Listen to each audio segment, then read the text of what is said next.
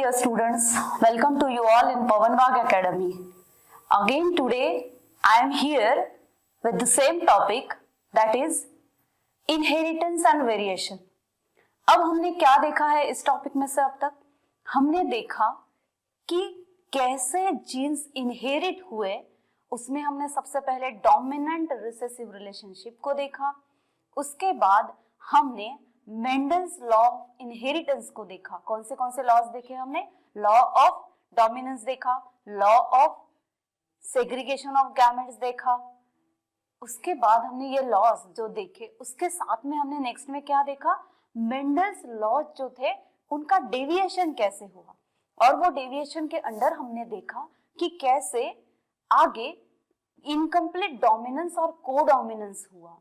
उसके बाद हमने देखा पेलियोट्रॉपी, हमने देखा उसके अंदर अगेन हमने ये देखा कि कैसे एक कैरेक्टर को एक जीन कंट्रोल करता था, फिर आगे जाके एक कैरेक्टर को या फिर एक जो जीन है वो बहुत सारे कैरेक्टर को कंट्रोल करने लगी है बाद में।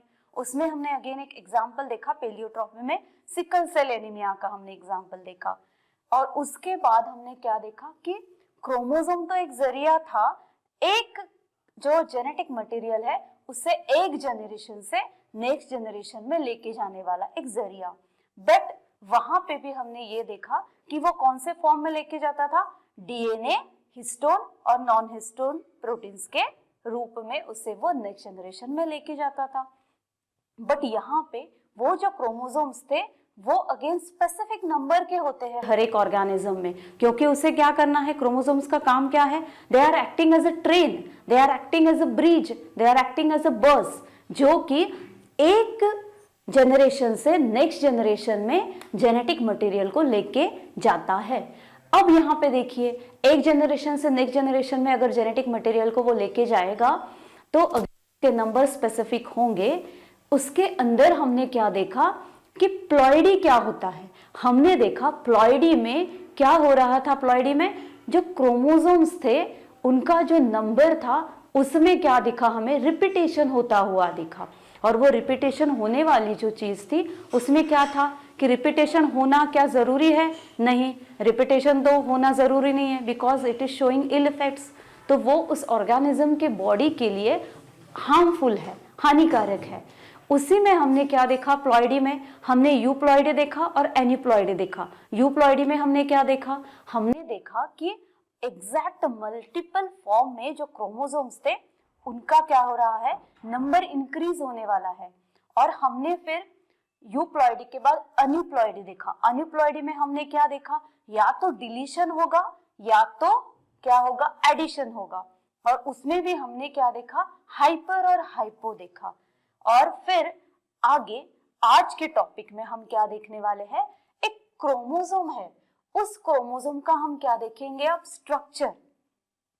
देखिए, हमें अब तक तो पता चला, सबसे पहले क्या देखा था? जब हमने इनहेरिटेंस और वेरिएशन को स्टार्ट किया था तब हमें बस इतना ही पता था कि कुछ तो चीज है प्रेजेंट कि जो एक जनरेशन से नेक्स्ट जनरेशन में जाती है।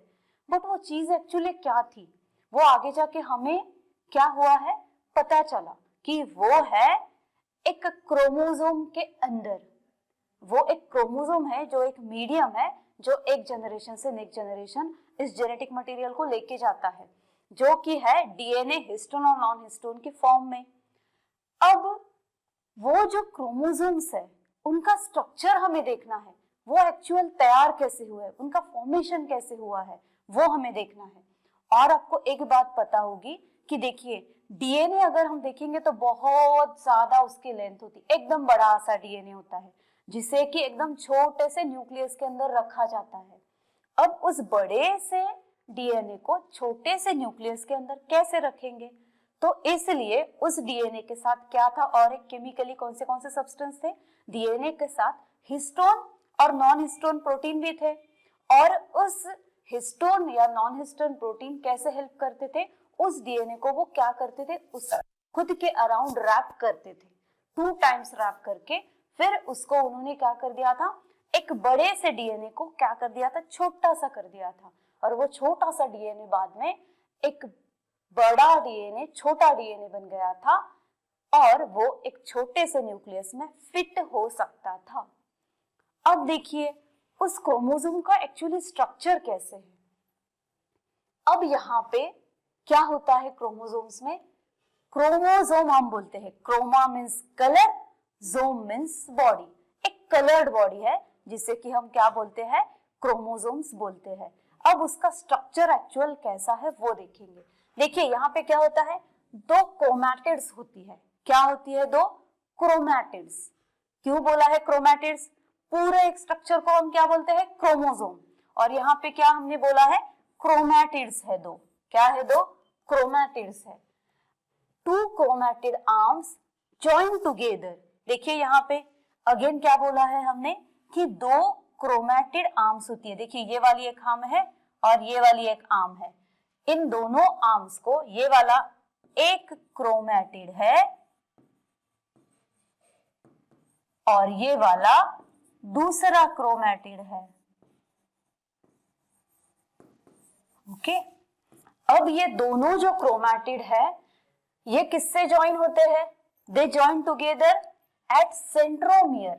मतलब ये दो क्रोमैटिड के बीच में होता है एक सेंट्रोमियर। क्या होगा यहाँ पे, एक सेंट्रोमियर होगा, सेंट्रोमियर। ओके, यहाँ पे एक क्या प्रेजेंट है, एक स्ट्रक्चर प्रेजेंट होता है, दो क्रोमैटिड के बीच में एक सेंट्रोमियर प्रेजेंट है।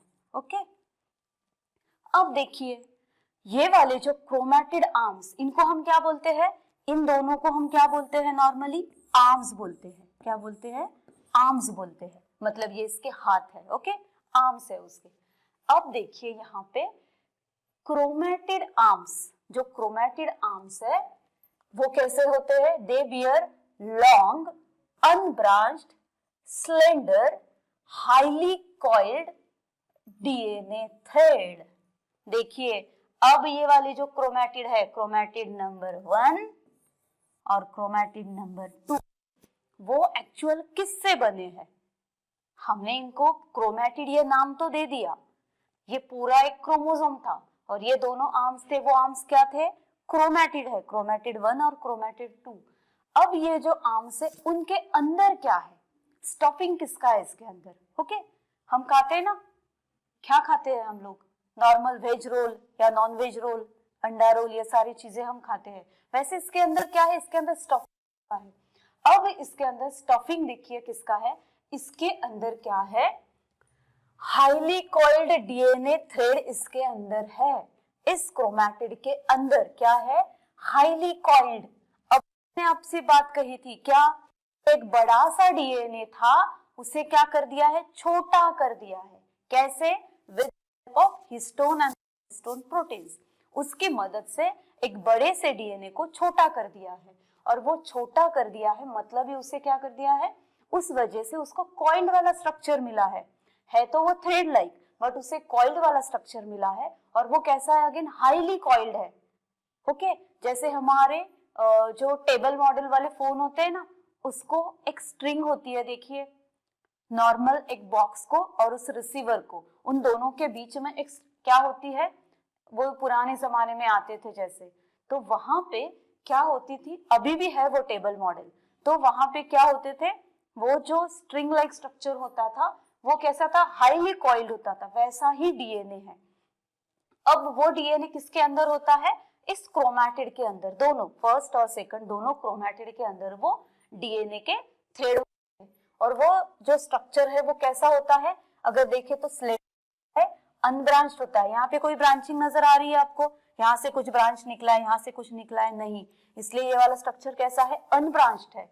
और उसी के साथ वो कैसा है, लॉन्ग है और स्लेंडर है, मोटा है नहीं, उसके अंदर कॉइल्ड डीएनए का थ्रेड है, फिर भी वो आपको मोटू नहीं दिखेगा, वो कैसा दिखेगा, पतला दिखेगा, स्लेंडर दिखेगा और लॉन्ग दिखेगा। ओके, अब आगे की तरफ, हाँ ओके, अगेन उसको हम क्या बोलते हैं, क्रोमोनेमा। देखिए यहाँ पे अब आपका कंफ्यूजन हो सकता है, क्रोमोसोम अलग है, क्रोमैटिड्स अलग है और क्रोमोनेमा अलग है। देखिए कैसे, मैं बताती हूँ आपको। देखिए यहाँ पे कैसे है, सबसे पहले आया क्रोमोसोम। ओके, मतलब ये पूरा स्ट्रक्चर, देखिए हम क्रोमोसोम को ऐसे नहीं निकालेंगे, हम क्रोमोसोम को डायरेक्टली कैसे निकालते हैं, ऐसे निकालेंगे। ओके, देखिए अब ये रहा, क्या रहा, ये रहा क्रोमोसोम। ओके, अब पूरे स्ट्रक्चर को हमने क्रोमोसोम बोल दिया। अब आगे जाके क्या था इसके अंदर, क्रोमैटिड्स थे। देखिए अब क्रोमैटिड्स मतलब ये जो सेंट्रोमियर को छोड़ के दोनों क्या थे, ये दोनों क्या है, क्रोमैटिड्स है। ओके, और इन क्रोमैटिड के अंदर, उनके अंदर क्या है, क्रोमोनेमा है। क्रोमोनेमा मतलब इन क्रोमैटिड्स के अंदर आपको क्या दिखेगा, डीएनए है। इनके अंदर के जो डीएनए है मतलब क्या है, इनर डीएनए थ्रेड। अंदर वाले जो डीएनए थ्रेड है इन्हें हम क्रोमोनेमा बोलेंगे। देखिए डिफरेंस समझ में आया तीनों में, क्रोमोसोम, क्रोमैटिड और क्रोमोनेमा। क्रोमोसोम एक पूरा स्ट्रक्चर था, क्रोमैटिड मतलब ये दोनों आर्म्स थी, arm number 1 and arm number 2, जो बीच में था सेंट्रोमियर, और आगे क्रोमोनेमा था। क्रोमोनेमा मतलब वो क्रोमैटिड के अंदर वाला स्टफिंग जो कि है डीएनए थ्रेड की फॉर्म में। हो गया आपका इतना कंप्लीट। अब देखते हैं आगे का पॉइंट। देखिए अब हम आएंगे सेंट्रोमियर की तरफ। अब ये सेंट्रोमियर, देखिए ये बीच वाला स्ट्रक्चर जिसको हमने सेंट्रोमियर कहा था। अब यहाँ पे देखिए ये जो सेंट्रोमियर है इसे हम अगेन क्या बोलते हैं, प्राइमरी कंस्ट्रिक्शन बोलते हैं। क्या है, प्राइमरी कंस्ट्रिक्शन। अब यहाँ पे आपको दो डिफरेंट कंस्ट्रिक्शंस नजर आएंगे, एक है प्राइमरी और दूसरा है सेकेंडरी कंस्ट्रिक्शन। ओके, अब सबसे पहला प्राइमरी कंस्ट्रिक्शन हम किस जगह पे बोलते हैं, सेंट्रोमियर की जगह पे, या फिर सेंट्रोमियर को हम बोलेंगे प्राइमरी कंस्ट्रिक्शन। अब यहाँ पे क्या होगा, सेंट्रोमियर या प्राइमरी कंस्ट्रिक्शन पे यहाँ पे होता क्या है, it has kinetochore.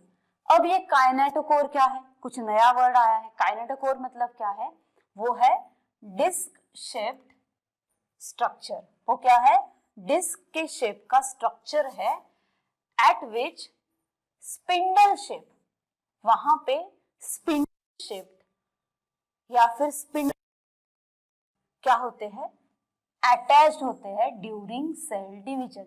Cell division के वक्त यहाँ पे स्पिंडल फाइबर्स जो है वो अटैच होते हैं। देखिए अगेन मैं आपको ओके वेट अ मिनट, मैं दिखाती हूँ आपको यहाँ पे। देखिए अब आपने क्या देखा होगा, देखिए ये समझो ये है एक सेल, नॉट सेल। अब देखिए ये वाला सेल है और इसका जो न्यूक्लियस है वो ब्रेक हो गया है, न्यूक्लियर वॉल, और यहाँ पे अंदर क्या चल रहा है, मियोसिस का प्रोसेस हो रहा है। अब यहाँ पे आपको क्या दिखेगा कि ये जो क्रोमोसोम है ना, वेट अ मिनट, अब देखिए यहाँ पे आपको सबसे पहले क्या दिखेगा, ये ऐसे क्रोमोसोम है और ये यहाँ पे है प्रेजेंट। ओके, अब आगे जाके आपको क्या दिखेगा यहाँ पे, ओके, और सबके यहाँ पे अगेन हम दूसरा यूज करेंगे। देखिए यहाँ पे क्या प्रेजेंट है, एक सेंट्रोमियर प्रेजेंट है। ओके, अब उस सेंट्रोमियर को आगे जाके हमें क्या देखना है, देखिए नेक्स्ट में क्या होने वाला है, यहाँ पे अगेन ये वाला है एक सेल, उसके अंदर हमें क्या दिखेगा, अब हम एक ही लेते हैं। ओके, यहां से तो स्पिंडल फाइबर तो आएंगे, यहां से भी आएंगे। अब यहाँ पे क्या होगा कि इस जगह पे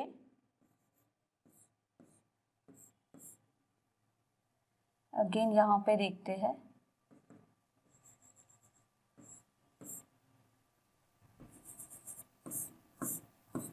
देखो ओके, यहाँ पे देखिए अब अगेन इसको हम दूसरा कलर देते हैं सेंट्रोमियर को। देखिए ये रहा सेंट्रोमियर। अब यहाँ पे इस सेंट्रोमियर से क्या होगा, स्पिंडल अटैचमेंट होने वाली है। क्या होने वाली है, स्पिंडल अटैचमेंट होगी। देखिए यहाँ पे क्या बोला है, यहाँ पे सेंट्रोमियर या प्राइमरी कंस्ट्रिक्शन, यहाँ पे काइनेटोकोर एक स्ट्रक्चर होता है जो कि डिस्क शेप स्ट्रक्चर है। वहां पे स्पिंडल फाइबर्स की अटैचमेंट होती है सेल डिवीजन के वक्त।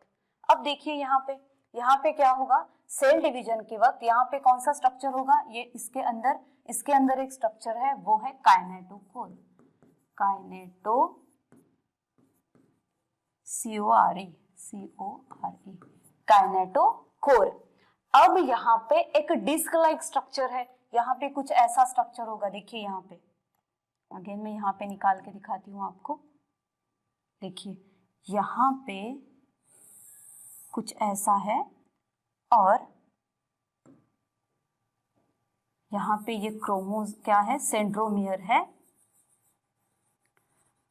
और इस सेंट्रोमियर के ऊपर क्या है, एक डिस्क लाइक स्ट्रक्चर है। ओके, ऊपर या इसके अंदर, और उससे किसका फॉर्मेशन होगा आगे। अब स्पिंडल फाइबर्स जो आए हैं ना, वो यहाँ जाके क्या होने वाले हैं, इसको अटैच हो जाएंगे। वो आगे देखिए ऊपर जाएंगे, ये वाले स्पिंडल फाइबर्स यहाँ पे जाके अटैच हो गए, और ये वाला क्या है, disc like kinetochore. Wait a minute, kinetochore हो गया। ये आ गया आपको नजर, क्या है काइनेटोकोर। अब समझ में आ गया काइनेटोकोर क्या है। फिर से पीछे की तरफ जाते हैं।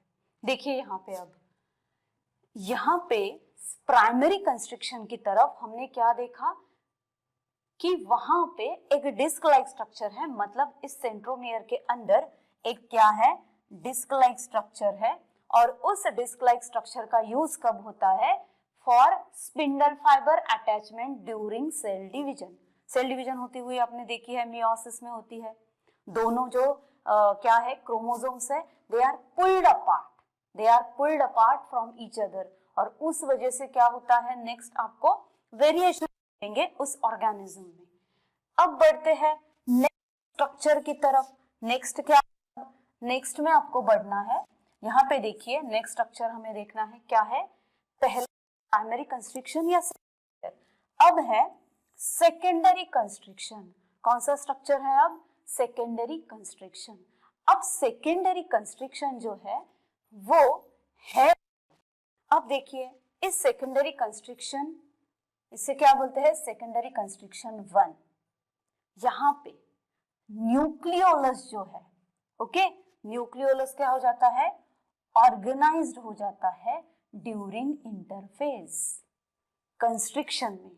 Secondary constriction, at secondary constriction first, जब फर्स्ट सेकेंडरी कंस्ट्रिक्शन फॉर्म होता है उस वक्त न्यूक्लियोलस, अब न्यूक्लियोलस कौन सा है, जो कि देखिए न्यूक्लियोलस कहाँ था, समझो ये वाला एक सेल है, उसके अंदर ये क्या है, न्यूक्लियस है, ये है सेल, ये है न्यूक्लियस, और उस न्यूक्लियस के अंदर कहीं पे यहाँ पे एक ऐसी जगह थी, वहां पे क्या था, न्यूक्लियोलस था, न्यूक्लियोलस। ओके, वहां पे क्या स्ट्रक्चर था, न्यूक्लियोलस था। अब ये वाला जो न्यूक्लियोलस है वो क्या हो जाएगा, ऑर्गेनाइज्ड हो जाएगा ड्यूरिंग इंटरफेज, मतलब इंटरफेज के वक्त ही क्या होने वाला है, सेकेंडरी कंस्ट्रिक्शन जो है, सेकेंडरी कंस्ट्रिक्शन कहाँ पे प्रेजेंट है, एक क्रोमोसोम में है। जैसे यहाँ पे सेंट्रोमियर है, आगे जाके कहीं दूसरी जगह पे यहाँ पे क्या फॉर्म हो जाएगा, एक सेकेंडरी कंस्ट्रिक्शन फॉर्म हो जाएगा। ये प्राइमरी है सेंट्रोमियर की जगह पे, यहाँ पे सेकेंडरी कंस्ट्रिक्शन फॉर्म हो जाएगा। अब इस सेकेंडरी कंस्ट्रिक्शन फर्स्ट पे क्या हो जाएगा, जैसे ही इसका फॉर्मेशन हो जाएगा, इसके पास न्यूक्लियस यहाँ पे आके it will become organised during interphase. Interphase के वक्त जो न्यूक्लियोलस की जो रीजन है वो पे आ जाएगी, इस सेकेंडरी कंस्ट्रिक्शन के पास आ जाएगी इंटरफेज के कंडीशन में। अब हम देखिए यहाँ पे, ओके, अब देखिए यहाँ पे आपको क्या दिखेगा, यहाँ पे आपको दिखेगा देखिए ये वाला है अगेन न्यू, हमें क्या दिखाना है कि सेकेंडरी कंस्ट्रक्शन कैसे तैयार होता है, how secondary constriction is forming. अब यहाँ पे आपको अगर एक क्या दिखा, आपको यहाँ पे एक सेंट्रोमियर दिखा, देखिए यहाँ पे एक सेंट्रोमियर है। अब यहाँ पे सेंट्रोमियर यहाँ पे तो है, आपको इस क्रोमोसोम में अगेन आगे की तरफ भी आपको क्या दिखेगा, एक सेकेंडरी कंस्ट्रक्शन आपको फॉर्म होता हुआ नजर आएगा। ओके, और यहाँ पे जो न्यूक्लियस है आके यहाँ पे ऑर्गेनाइज हो जाएगा, न्यूक्लियोलस। और आपको पता है न्यूक्लियोलस में क्या होता है, न्यूक्लियोलस में होते हैं प्रोटीन्स, आरएनएज। न्यूक्लियोलस में क्या होते हैं, आरएनएज। डीएनए जो है वो न्यूक्लियस के अंदर है, न्यूक्लियस के अंदर क्या है, डीएनए भी है और आरएनए भी है। बट न्यूक्लियस के अंदर जाते ही हमें क्या दिखेगा, डीएनए दिखेंगे, और उसी के पास एक क्या है, विदाउट मेम्ब्रेन, अनमेम्ब्रेन स्ट्रक्चर है, विदाउट मेम्ब्रेन स्ट्रक्चर है, जिसको कि हम न्यूक्लियोलस बोलेंगे। और उस न्यूक्लियोलस के अंदर क्या होते हैं, आरएनएज होते हैं। जब ये सेकेंडरी कंस्ट्रक्शन जो क्रोमोसोम में प्रेजेंट होता है, उसके पास इंटरफेस के वक्त वो जो न्यूक्लियोलस वाले आरएनएज है, वो न्यूक्लियोलस वहां पे आके क्या हो जाएगा, ऑर्गेनाइज हो जाएगा, मतलब वहां पे जाके वो अरेंज हो जाएगा। अगर न्यूक्लियोलस अरेंज हुआ मतलब ही क्या अरेंज हुआ, कि आरएनएज इसके पास आ गए हैं। अब देखिए इसके पहले वाले पॉइंट में ही देखते हैं अगेन। अब देखिए आगे, अब बात करते हैं सैटेलाइट बॉडी की, किसकी, सैटेलाइट बॉडी की। अब ये सैटेलाइट बॉडी क्या है, इसे हम सैट बॉडी भी बोल सकते हैं। ये अटैच होती है एट सेकेंडरी कंस्ट्रक्शन 2, जहां पे सेकेंडरी कंस्ट्रक्शन है, सेकेंडरी कंस्ट्रक्शन 2। देखिए अब यहाँ पे नॉर्मली ये वाला क्रोमोसोम है, यहाँ पे सेकेंडरी कंस्ट्रक्शन फर्स्ट है, फिर ये सेकेंडरी कंस्ट्रक्शन सेकंड है अगर हम बोलेंगे, तो यहीं पे जाके क्या हो जाएगा, यहाँ पे अगेन एक सैटेलाइट क्रोमोसोम, जिसे हम क्या बोलते हैं, सैटेलाइट बॉडी, वो जाके क्या हो जाएगी, यहाँ पे जाके वो अरेंज हो जाएगी, यहाँ पे जाके वो अटैच्ड हो जाएगी, जिसे कि हम क्या बोलेंगे, सेकेंडरी कंस्ट्रक्शन 2, क्योंकि सेकेंडरी कंस्ट्रक्शन फर्स्ट जो था ये यहाँ पे है। ओके, ये था सेकेंडरी कंस्ट्रक्शन फर्स्ट, और उसके बाद आगे यहाँ पे आएगा सेकेंडरी कंस्ट्रक्शन सेकंड, जिसे कि हम क्या बोलेंगे, सैट। ओके, इसे हम क्या बोलेंगे, सैट। और यहाँ पे क्या होगा, ये वाली जो सैट, अगेन देखिए ये एक बात होती है कि सैटेलाइट क्रोमोसोम, हर एक क्रोमोसोम को ही हम सैटेलाइट क्रोमोसोम नहीं बोलते हैं। कुछ ही क्रोमोसोम्स होते हैं जहां पे आपको सेकेंडरी कंस्ट्रक्शन 1 भी मिलेगा और सेकेंडरी कंस्ट्रक्शन 2 भी मिलेगा, जिसके पास आपको सैट बॉडी प्रेजेंट दिखेगी और जिसे हम सैटेलाइट बॉडी बोलेंगे। अब लास्ट बात किसकी करते हैं, टीलोमियर्स की। अब टीलोमियर्स का मतलब क्या होता है, they are the ends of chromosome. अब क्रोमोसोम देखिए हमने इसके पहले ही देखा कि प्लॉइडी की कंडीशन होती है, जहां पे क्या हो जाता है, क्रोमोसोम नंबर जो है उसका रिपीटेशन होता है। बट यहाँ पे और एक बात हो सकती है कि ये वाले क्रोमोसोम जो है, अगर इसके लास्ट वाला कुछ पार्ट है वो कट हो जाए, अगर वो कट हो जाए तो क्या हो जाएगा, लास्ट वाले पार्ट में वहां पे कुछ जीन्स प्रेजेंट होंगी, और अगर उस क्रोमोसोम्स का लास्ट पार्ट है वो अगर कट हो जाए तो वो पार्ट दूसरे किसी क्रोमोसोम को अटैच हो जाए, तो अगेन क्या हो जाएगा, it will create a difference in chromosome structure, chromosome के स्ट्रक्चर में कुछ डिफरेंस आएगा। तो इसलिए अब क्या होता है, जो क्रोमोसोम्स होते हैं उसका जो लास्ट पार्ट है उसे हमेशा प्रिजर्व करके रखते हैं, उससे प्रिवेंट करते हैं कटिंग डाउन के प्रोसेस से, और वहां पे इसलिए क्या होते हैं प्रेजेंट, टीलोमियर्स होते हैं। और वहां पे टीलोमियर्स के रीजन में आपको कुछ ऐसे डीएनए मिलेंगे जहां पे जो न्यूक्लिक एसिड है उनका रिपीटेशन हुआ है, मतलब अगर यहाँ पे कट भी हो गया तो वो क्रोमोसोम का जो मटेरियल है वो वैसे ही वहां पे प्रिवेंट होके रहेगा। इसलिए क्रोमोसोम के लास्ट पार्ट को क्या कहा जाता है, टीलोमियर्स कहा जाता है। ओके, देखिए अब यहाँ पे हमें क्या दिख रहा है कि एक क्रोमोसोम है, और यहाँ पे इस क्रोमोसोम में क्या दिख रहा है आपको, देखिए यहाँ से डीएनए बाहर आता हुआ नजर आ रहा है। मतलब क्या हो रहा है, देखिए यहाँ पे एक क्रोमोसोम जो है वो किससे बना हुआ है, एक डीएनए से, क्योंकि इसके पहले हमने देखा एक क्रोमोसोम किससे बना था, डीएनए से बना था, और उसके साथ उसके पास हिस्टोन और नॉन हिस्टोन प्रोटीन्स थे। जो कि हमें यहाँ पे नजर आ रहा है। और अगेन और एक बात हमें यहाँ पे दिख रही है, वो है कि ये वाला जो क्रोमोसोम है उसके हमने क्रोमैटिड्स देखे थे। एक देखिए यहाँ पे हमने क्या देखा था, बीच में ये क्या था, सेंट्रोमियर था, और यहाँ पे ये क्रोमैटिड 1 था और ये क्रोमैटिड 2 था। ओके, और यहाँ पे इस क्रोमैटिड 1 को, मतलब ऊपर वाले हिस्से को हम क्या बोलेंगे, पी आर्म, और इसको हम बोलेंगे क्यू आर्म। ओके, देखिए इस आर्म्स को नाम होते हैं, ऊपर वाला होता है पी आर्म और नीचे वाला होता है क्यू आर्म। और यहाँ पे इसके जो लास्ट वाले रीजन को हमेशा क्या बोलते हैं हम लोग, टीलोमियर। हम बात कर रहे थे टीलोमियर की। अब ये वाला जो टीलोमियर है, इस रीजन का यहाँ पे होना क्यों जरूरी है?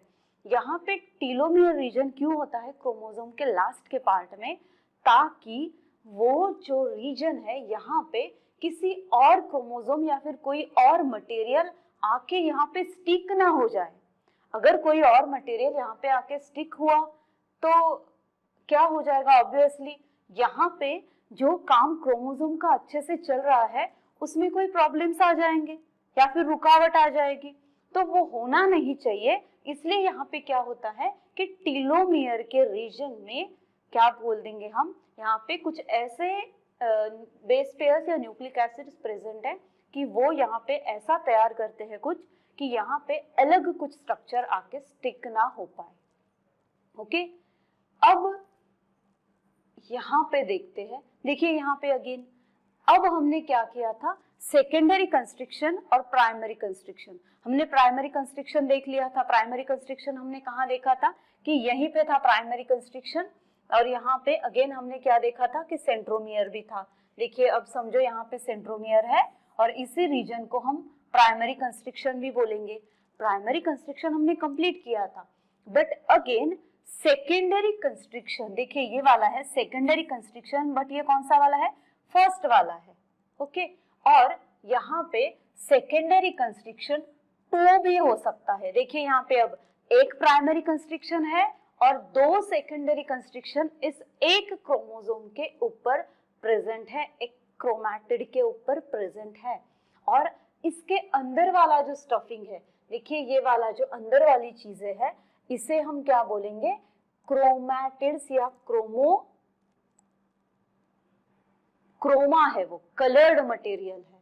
ओके, अब देखिए अंदर वाला क्या है, क्रोमोनिमेटा है। मतलब क्या है, स्टफिंग है क्रोमोनिमेटा का, जो कि है डीएनए।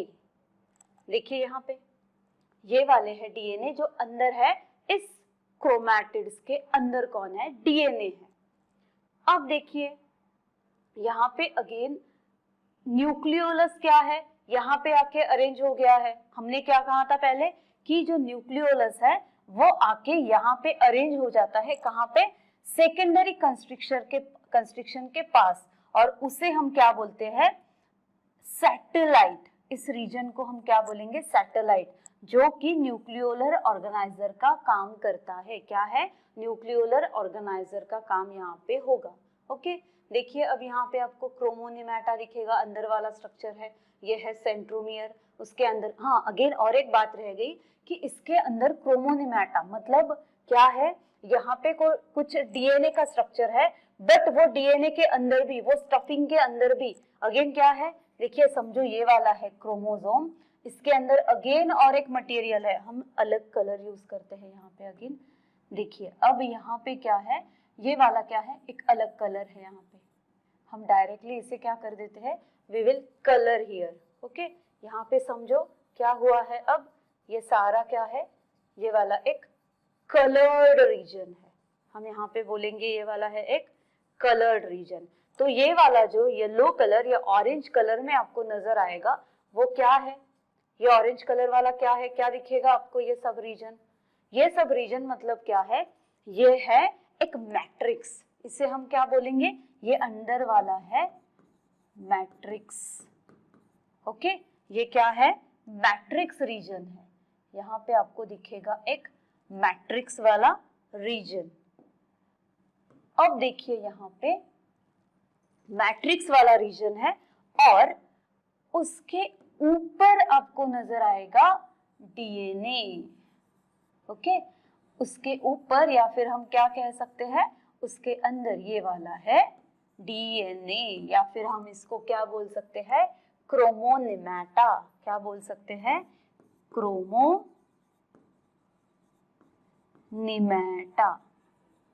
क्या है ये, क्रोमोनिमेटा। देखिए ऊपर से हमें क्या दिखता है, ऊपर से हमें लगता है ये है क्रोमैटिड। देखिए ये पूरा क्या है, क्रोमैटिड है। ओके, और ये जो क्रोमैटिड है उसके अंदर क्या है, मैट्रिक्स है, और उस मैट्रिक्स के अंदर क्या है, क्रोमोनिमेटा है। पहले आएगा क्रोमैटिड, फिर आएगा मैट्रिक्स, और मैट्रिक्स के अंदर आएगा क्रोमोनिमेटा। मतलब ही क्या है, डीएनए। अब यहाँ पे आपको सारे जो स्ट्रक्चर है क्रोमोसोम का वो समझ में आया होगा। यहाँ पे हमने देख लिया कि यहाँ पे कितने थे, 2 आर्म्स थे, जो कि देखिए 1 2 ये 2 आर्म्स थे जो यहाँ पे ज्वाइन हो गए थे सेंट्रोमियर पे।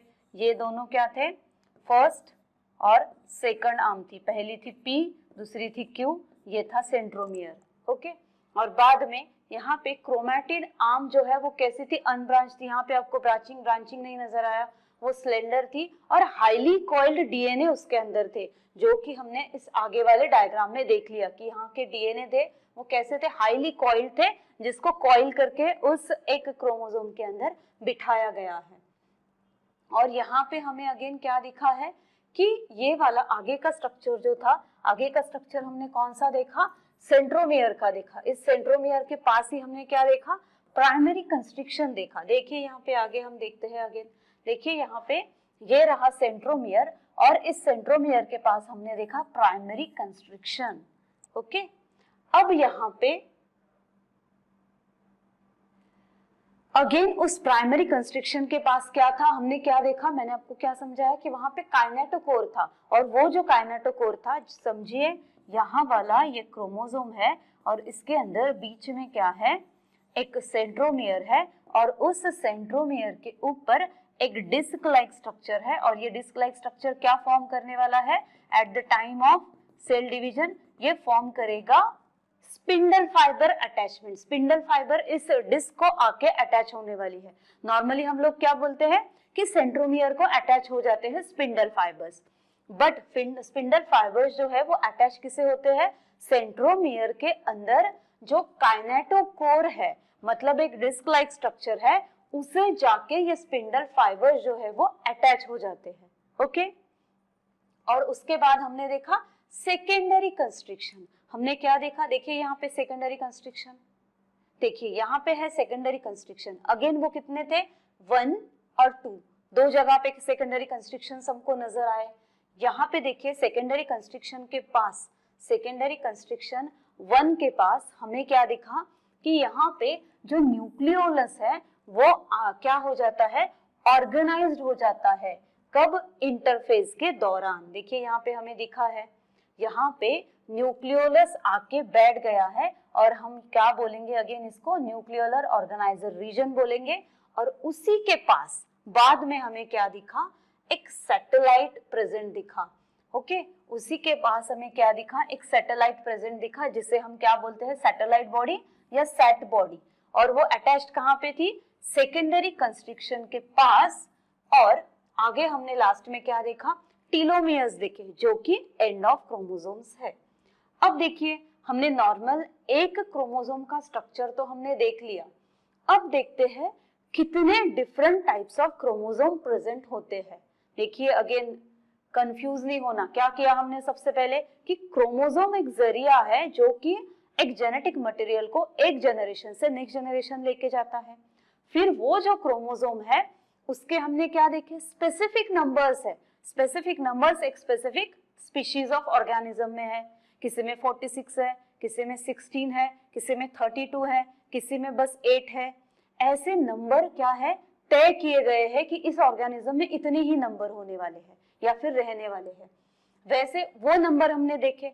फिर उसके बाद हमने क्या देखा कि एक क्रोमोसोम के अंदर उसका स्ट्रक्चर कैसा है, उसके अंदर क्या क्या हो सकता है। अब हम क्या देख रहे हैं, अगेन उन क्रोमोसोम्स के कौन से टाइप्स होते हैं। डिफरेंट टाइप्स अगेन क्रोमोसोम के होते हैं, तो वो कौन से बेसिस पे हो गए अगेन वो उसके स्ट्रक्चर के बेसिस पर उसके टाइप से या फिर उसको टाइप्स में डिवाइड किया गया है। On the basis of what? On the basis of structure. अब देखिए यहाँ पे जो क्रोमोसोम्स है वो अगेन कितने टाइप्स में क्लासिफाई किए जाते हैं? 4 टाइप्स में। किसके ऊपर बेस्ड है? स्ट्रक्चर के ऊपर। और वो भी स्ट्रक्चर भी किसके ऊपर बेस्ड है? लेंथ ऑफ द क्रोमोसोम, उस क्रोमोसोम के लेंथ के ऊपर, और वो भी स्पेसिफिकली किसके ऊपर? उस क्रोमोसोम के आर्म्स के लेंथ के ऊपर। ओके, हमने क्या देखा कि ये बीच में सेंट्रोमियर था, ये वाली आर्म थी P और ये वाली आर्म थी Q। अब ये वाले आर्म जिसको कि हम क्या बोलते थे? क्रोमैटिड्स बोला करते थे। क्या बोलते थे हम? क्रोमैटिड्स। ओके, ये वाला था फर्स्ट वाला क्रोमैटिड और ये वाला था, वेट अ मिनट, और ये वाला था सेकंड वाला क्रोमैटिड। ओके, अब देखिए यहाँ पे अगर यहाँ पे 4 टाइप्स ऑफ क्रोमोसोम है और उनको अगेन डिवाइड किस बेसिस पे किया गया है?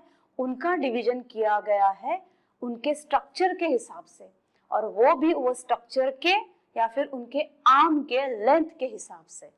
ओके, अब देखिए लेंथ तो देखी है आर्म की, और उसी के साथ दूसरी चीजें। पहले बात उन्होंने क्या देखा है? Based on length of chromosome, पहले देखा है लेंथ और दूसरा देखा है पोजीशन ऑफ सेंट्रोमियर। मतलब 2 चीजें यहाँ पे ध्यान में रखी है। पहली है length of chromosome, length of chromosome, और दूसरा क्या किया है? Position of centromere. क्या है? Position of centromere. किसकी पोजीशन? सेंट्रोमियर की। हो गई ये बात आपको क्लियर कि हम लोग ये क्रोमोसोम्स को हमने डिवाइड क्यों किया और किस बेसिस पे हम इनका डिवीजन या इसके टाइप्स को पढ़ रहे हैं। यहाँ पे हम किस बेसिस पे पढ़ रहे हैं? वो लेंथ, उस क्रोमोसोम की लेंथ, और उसी के साथ पोजीशन है वो सेंट्रोमियर का, कि सेंट्रोमियर एक्चुअली कहाँ पे है। उस बेसिस पे हम तय करेंगे कि ये कौन से टाइप का क्रोमोसोम है। अब देखिए अगेन यहाँ पे कितने टाइप्स होते हैं। अब यहाँ पे होते हैं 4 टाइप्स, सबमेटासेंट्रिक, एक्रोसेंट्रिक, टीलोसेंट्रिक और मेटासेंट्रिक। अब हम देखेंगे डिफरेंट टाइप्स। तो सबसे पहले हम देखते हैं टीलोसेंट्रिक क्रोमोसोम। टीलोसेंट्रिक क्रोमोसोम में हमने क्या देखा? देखिए हमें क्या करना है? Length of arm. हमें क्या करना है? लेंथ ऑफ आर्म देखनी है, लेंथ ऑफ क्रोमोसोम देखनी है, उसके साथ ही पोजीशन ऑफ सेंट्रोमियर देखना है। देखिए यहाँ पे, अब यहाँ पे सेंट्रोमियर, टीलोसेंट्रिक में सेंट्रोमियर कहाँ पे है? At the end. कहाँ है? एट द एंड या फिर near to the end, not at the end but it is near to the end. कैसे होता है? टीलोमियर यहाँ पे कैसे? टीलोसेंट्रिक में नियर टू द एंड। रुकिए, यहाँ पे कैसे लिखेंगे हम? Near to end. कौन होता है? सेंट्रोमियर। अगेन हम पूरे सेंटेंस में लिखते हैं। ओके, देखिए centromere near end of chromosome. Okay, कौन से भी एक एंड की तरफ, कौन से भी? Centromere near any one end of chromosome. Okay, centromere located near any one end of chromosome. यहाँ पे कैसे है? सेंट्रोमियर लोकेटेड, यहाँ पे मैं अगेन लिखती हूँ, centromere located near any one end of chromosome. अब टीलोसेंट्रिक की बात कर ली हमने। अब देखिए आगे हम देखेंगे एक्रोसेंट्रिक। कैसा है? एक्रोसेंट्रिक, ये वाला एक्रोसेंट्रिक। एक्रोसेंट्रिक में कैसे होता है? एक्रोसेंट्रिक में आपको क्या दिखेगा कि जो सेंट्रोमियर है वो कैसा है, acro, away from the centre, या फिर वो कैसा है, near to the end. Again ये कैसा है, near to the end. Telocentric में हमने क्या देखा था, at the end, centromere located at the end of chromosome. अब यहाँ पे हम क्या बोलेंगे, near to the end of chromosome. यहाँ पे क्या बोलेंगे, near to the end of chromosome. यहाँ पे बोला था located at any one end of chromosome, यहाँ पे हम नियर को क्या करेंगे, कट करेंगे, okay, near to the end of chromosome. अब यहाँ पे क्या है, एक्रोसेंट्रिक में near to the end of chromosome कैसा है, near, wait a minute, near end of chromosome. अब थर्ड देखते हैं कौन सा है, मेटासेंट्रिक देखेंगे हम लोग। अब डायरेक्टली ये वाला देखते हैं, मेटासेंट्रिक। मेटासेंट्रिक में क्या दिखेगा हमें कि जो सेंट्रोमियर है वो कैसा है, it is located in the centre. कैसा है, सेंट्रोमियर लोकेटेड इन सेंटर, कैसा है, सेंट्रोमियर, यहाँ पे कैसा है, सेंट्रोमियर का location in the centre of chromosome, chromosome के सेंटर में। देखिए दोनों तरफ सेम लेंथ की आर्म है, पी आर्म और क्यू आर्म, दोनों भी जो लेंथ है आर्म्स की वो कैसी है, इक्वल है, क्योंकि सेंट्रोमियर का लोकेशन सेंट्रल पोजीशन में है।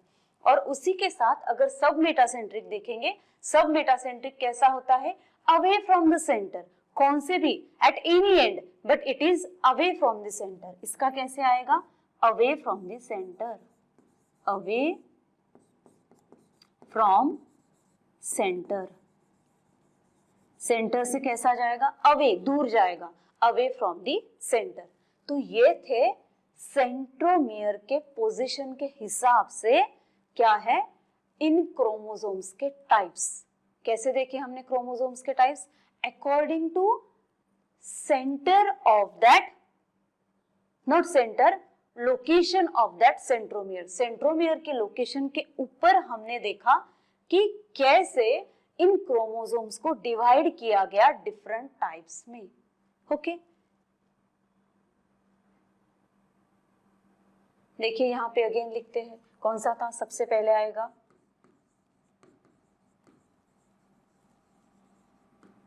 Metacentric chromosome. मेटासेंट्रिक क्रोमोसोम में कैसा था, centromere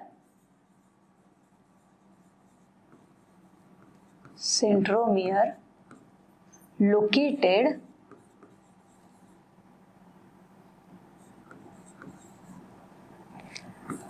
in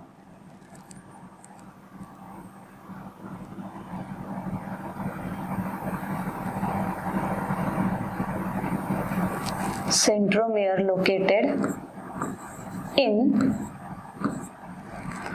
wait, in the center of chromosome, in the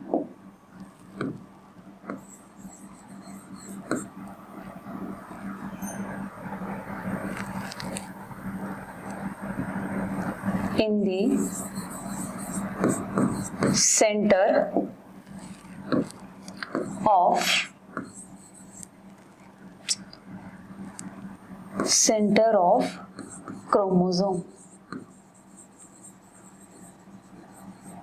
अब दूसरा देखते हैं, मेटासेंट्रिक के बाद सब मेटासेंट्रिक, सब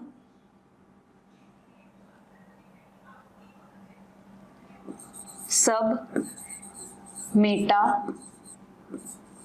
सेंट्रिक।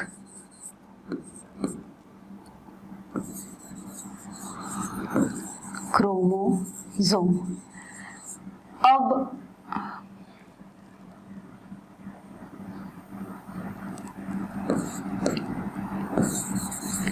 सब मेटासेंट्रिक क्रोमोसोम, अब ये कैसा आएगा,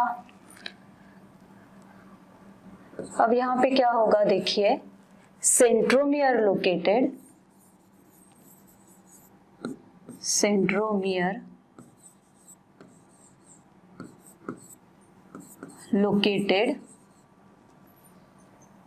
away from the center. Okay, देखिए यहां पे again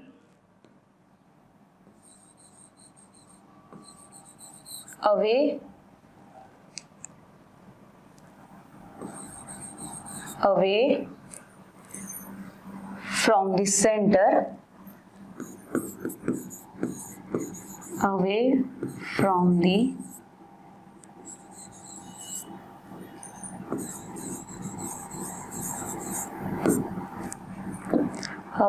the center of chromosome.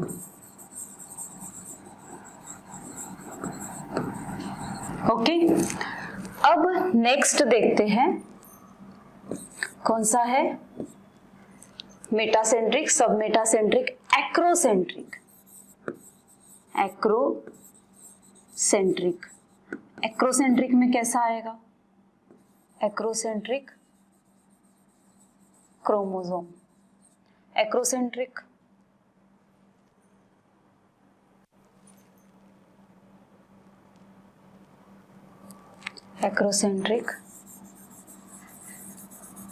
Chromosome. Okay, acrocentric chromosome में कैसा आएगा, अब यहां पे सेंट्रोमियर, ओ शिट क्या हो रहा है पता नहीं आज, acrocentric chromosome, centromere located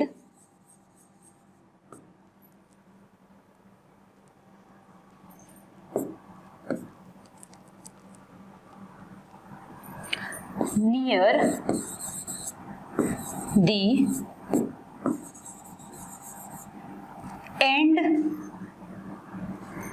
the end, located near the end of chromosome.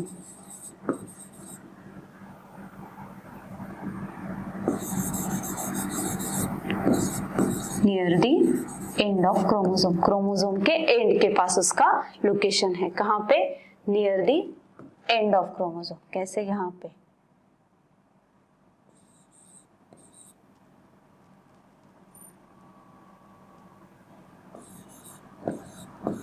Near the end of chromosome. Okay, और लास्ट वाला हमने क्या देखा, टीलोसेंट्रिक। टीलोसेंट्रिक में हमने क्या देखा था, टीलोसेंट्रिक।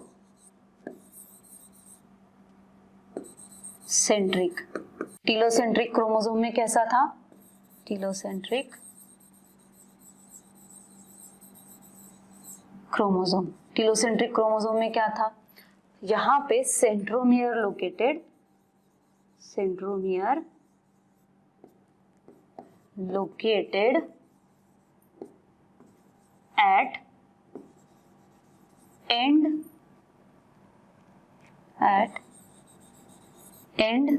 of chromosome.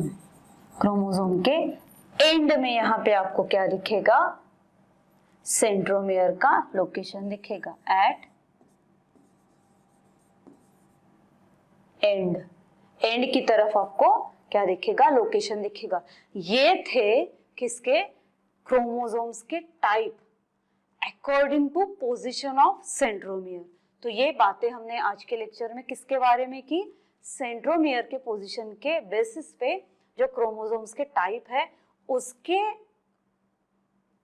उसका डिस्कशन हमने किया, और उसी के साथ हमने एक क्रोमोसोम का स्ट्रक्चर कैसा होता है वो देखा। अब नेक्स्ट आने वाले लेक्चर में हम इसके आगे के पार्ट को स्टडी करेंगे। तब तक के लिए आप अपना ख्याल रखिए। Have a nice day, bye.